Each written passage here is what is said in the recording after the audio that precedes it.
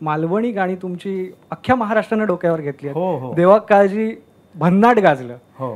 गजाल खरी काय गजाल नारबाची खरी वाडी काय. मधलं भन्नाट गाजलं. हो.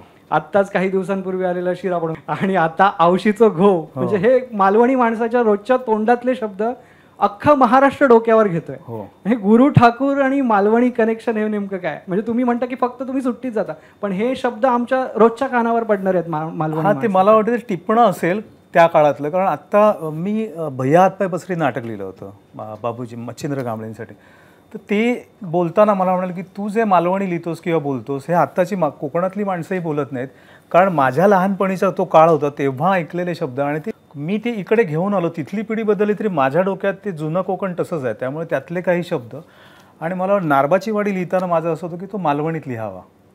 तर तो माझा पहिला प्रयत्न होता. पण आमचे जे निर्माते होते ते म्हणाले की अरे बाकी महाराष्ट्रात कळणारच नाही. कारण नंतरच्या काळात त्या मालिका आल्या, हळूहळू मालवणी लोकांना आवडते हे सिद्ध झालं. आणि मग ते गजाल खरी काय झालं, नानूभाई होते त्याचे प्रोड्युसर एक, त्यांनी म्युझिक घेतलं होतं मालवणी गाणं. तर मग गुरु ये मालवणी किसी के समज में नहीं आएगा. मग गजाल खरी काय हिट झाल्यावर त्यांनीच मला सांगितलं की आता मालवणीत गाणी करा. तर हा जो बदल आहे तो हळूहळू होत गेला.